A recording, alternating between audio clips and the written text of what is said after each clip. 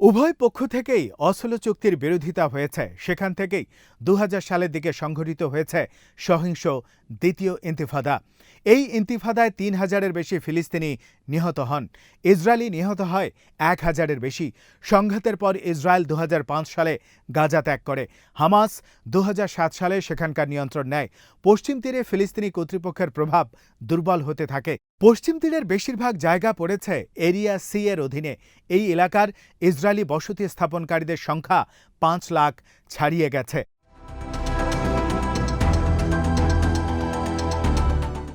বহু ফিলিস্তিনি কর্তৃপক্ষকে দুর্নীতিগ্রস্ত ও দুর্বল মনে করে। এতে হামাসের মতো প্রতিরোধ আন্দোলনের পক্ষে জনগণের সমর্থন বেড়ে গেছে। নাবলুস এলাকায় লায়ন্স ডেনের মতো গ্রুপের উদ্ভব ঘটেছে।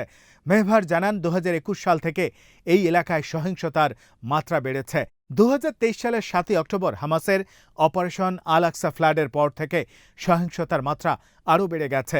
৩টি ফ্যাক্টর এখানে কাজ করছে: অবৈধ ইহুদি বসতি স্থাপনকারীদের নিয়ন্ত্রণহীন সহিংসতা, ফিলিস্তিনিদের মধ্যে প্রতিরোধ আন্দোলনের শক্তি বৃদ্ধি এবং ইসরায়েলের আগ্রাসী সামরিক তৎপরতা।